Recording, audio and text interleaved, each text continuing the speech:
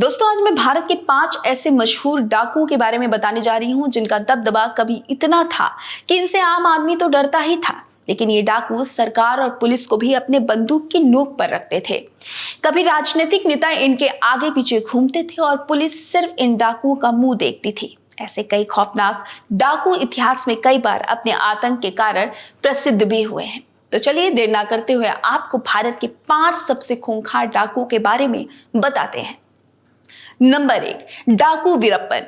वीरप्पन एक ऐसा डाकू था जिसे दशकों तक पुलिस ढूंढती रही। वीरप्पन एक ऐसा नाम जिसके नाम का खौफ सिर्फ तमिलनाडु ही नहीं बल्कि कर्नाटक और केरल में भी था। वीरप्पन के कारनामों की चर्चा देश के अलावा विदेशों में भी हुआ करती थी। 18 जनवरी 1952 में पैदा हुआ वीरप्पन जब बड़ा हुआ तो एक खूंखार चंदन तस्कर के रूप में कुख्यात हुआ था।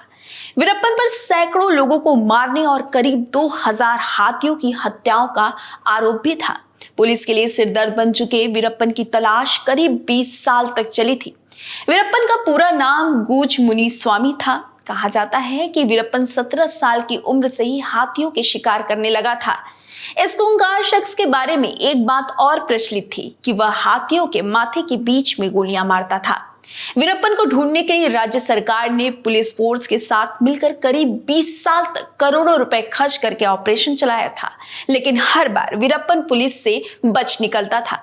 जिसके बाद वीरप्पन से तंग आकर तत्कालीन मुख्यमंत्री जयललिता ने एक टास्क फोर्स बनाई जिसका काम वीरप्पन को जिंदा या मुर्दा पकड़ने का था। इस काम के लिए आईपीएस के विजय कुमार को चुना गया था। एक दिन विजय कुमार को जब मुखबिरों से पता चला कि वीरप्पन अपने आंख के इलाज के लिए जंगल से बाहर निकलने वाला है, तब के विजय कुमार अपनी टीम के साथ मिलकर 20 मिनट के एनकाउंटर में वीरप्पन को ढेर कर दिया था।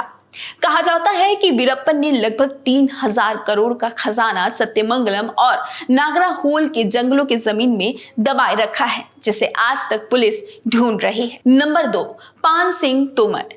पान सिंह तोमर एक भारतीय सैनिक, एथलीट और डाकू थे।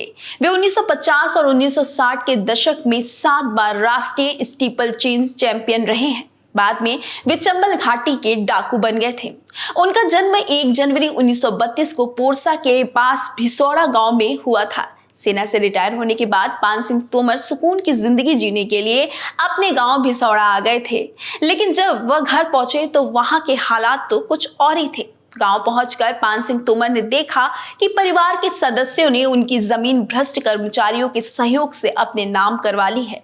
उनकी खेती नष्ट कर दी गई और बंदूक से पान सिंह तोमर के परिवार पर हमला कर दिया गया।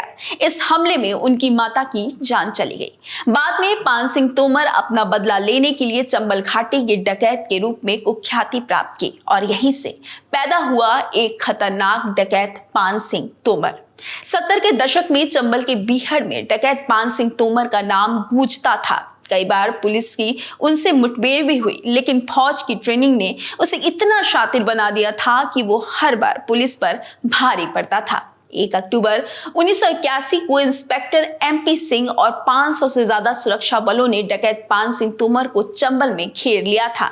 दोनों तरफ से जोरदार गोलीबारी हुई। करीब 12 घंटे एनकाउंटर में पान सिंह तोमर और उसके कई साथी मारे गए। बता दें कि 2 मार्च 2012 को पान सिंह तोमर पर एक फिल्म रिलीज हुई थी जिसका लीड रोल इरफान खान ने निभाया था। नंबर 3, डाकू मान सिंह। डाकू मान सिंह जिसे लोग जंगल का शेर कहा करते थे। मान सिंह कभी एक साधारण किसान हुआ करता था, लेकिन जीवन के संघर्षों और अत्याचारों ने उसे एक निर्दयी डाकू बना दिया था। मान सिंह नाम के इस डाकू ने साल 1939 से 1955 तक अपना दबदबा कायम रखा था। मान सिंह का जन्म 1890 में दक्षिणी आगरा के खेड़ा राठौर गांव में एक क्षत्रिय परिवार में हुआ था। एक समय चंबल घाटी की पहचान ही मान सिंह के नाम से की जाती थी। आधिकारिक आंकड़ों के अनुसार साल 1955 में मध्य प्रदेश के भिंड क्षेत्र में अपने खात्मे के समय तक मान सिंह का 4 राज्यों की पुलिस करीब 15 सालों से अधिक समय तक उनका पीछा कर रही थी। मान सिंह पर करीब 112 डकैती और 185 हत्याओं के आरोप थे। हालांकि साल 1955 में मान सिंह को पुलिस ने एनकाउंटर में मार गिराया था। कुख्यात डाकू मान सिंह के बारे में ये कहा जाता है कि कई बार उसने गरीब परिवारों की लड़कियों की शादी का सारा खर्चा खुद ही उठाया था। मानसिंह को आज भी आगरा और आसपास के जिलों के कई गांव में भगवान के रूप में पूजा जाता है। बागी के सम्मान का अंदाजा इस बात से लगाया जा सकता है कि आगरा जिले की बाह तहसील के अंतर्गत गांव खेड़ा ठौर में डाकू मानसिंह का मंदिर है। मंदिर में डाकू मानसिंह और उनकी पत्नी रुक्मणी देवी की मूर्तियां हैं जिसे लोग पूजते हैं। यही कारण है कि उनके जीवन के ऊपर 1971 में डाकू मानसिंह नाम की फिल्म भी बनी जिसमें दारा सिंह ने मुख्य भूमिका निभाई। उनका जीवन लोगों को इतना प्रभावित करता है कि उस पर आधारित कई लोकगीत तथा नौटंकियां भी हैं। ऐसा कहा जाता है कि वे अपने लिए तो कुछ रखते ही नहीं थे, जो कुछ भी लूटते थे वे दूसरों में बांट देते थे। नंबर 4, फूलन देवी। 90 के दशक के मशहूर डाकू फूलन देवी भले आज इस दुनिया में नहीं है, लेकिन किसी समय में वह चंबल की शेरनी कही जाती थी। फूलन देवी का जन्म उत्तर प्रदेश के एक गांव में 1963 में हुआ था। फूलन देवी जब 16 साल की थी तब कुछ डाकुओं ने उनका अपहरण कर लिया। डाकुओं के साथ रहते रहते फूलन देवी भी एक मशहूर डाकू बन गई थी। 14 फरवरी 1981 को फूलन देवी ने 22 ठाकुरों की हत्या कर दी।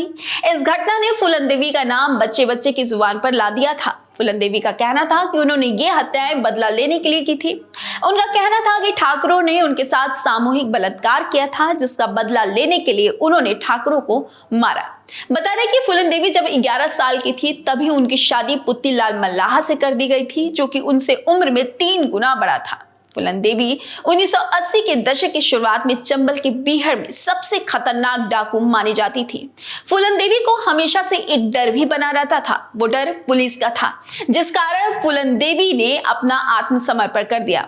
बता दें कि 1983 में उन्होंने आत्मसमर्पण किया और 1994 तक जेल में रही। 1994 में जेल से रिहा होने के बाद वे 1996 में सांसद चुनी गई। समाजवादी पार्टी ने जब फूलन देवी को लोकसभा चुनाव लड़ने का टिकट दिया तब काफी हल्ला भी हुआ था कि एक डाकू को संसद में पहुंचाने का रास्ता दिखाया जा रहा है। 1994 में उनके जीवन पर शेखर कपूर ने बैंडिट क्वीन नाम से फिल्म बनाई, जिसे पूरे यूरोप में खासी लोकप्रियता भी मिली। बता दें कि 22 ठाकुरों की हत्या का बदला लेने के लिए शेर सिंह राणा नाम के शख्स ने 25 जुलाई 2001 को दिल्ली के सरकारी आवास में फूलन देवी की गोली मारकर हत्या कर दी थी। नंबर 5, डाकू गब्बर सिंह। आपने शोले मूवी में जिस गब्बर सिंह को देखा था, दरअसल वो असल जीवन में उससे भी ज्यादा खतरनाक था। आपको जानकर ताज्जुब होगा कि गब्बर सिंह ने अपनी कुल देवी को खुश करने के लिए 116 लोगों के नाक कान काट डाले थे, और ये सब उसने सिर्फ एक तांत्रिक के कहने पर किया था। उत्तर प्रदेश, मध्य प्रदेश और राजस्थान के वो गांव जो चंबल के बीहड़ से सटे हुए हैं, उन गांव में आज भी एक नाम का खौफ रहता है और वो नाम है डाकू गब्बर सिंह। फिल्म शोले में अमजद खान ने डाकू गब्बर सिंह के रोल को अमर कर दिया था। तत्कालीन मुख्यमंत्री कैलाशनाथ काटजू के लिए गब्बर सिंह गले की फांस बन चुका था। सरकार कुछ करते इससे पहले ही गब्बर सिंह ने मुखबिरी को लेकर एक गांव में 21 बच्चों की लाइन लगवाकर हत्या कर दी। इस घटना ने प्रदेश ही नहीं बल्कि देश की सरकार को भी हिलाकर रख दिया था।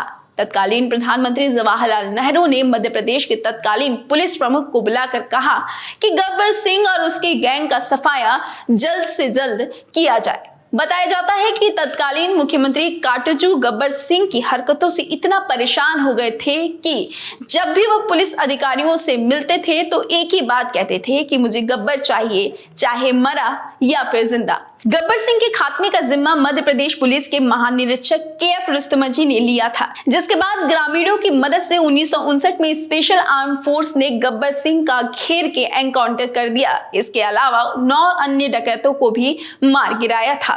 तो ये थे वो 5 डकैत जिन्होंने एक समय पर ऐसा आतंक बनाया था जिनका नाम आज भी इतिहास के पन्नों पर लिखा हुआ है। फिलहाल आप इनमें से कितनों को जानते हैं, आप मुझे कमेंट कर जरूर बताइएगा। मेरी वीडियो अच्छी लगी हो तो लाइक और शेयर भी जरूर कर दीजिएगा। अपना ख्याल रखिएगा। बहुत बहुत धन्यवाद।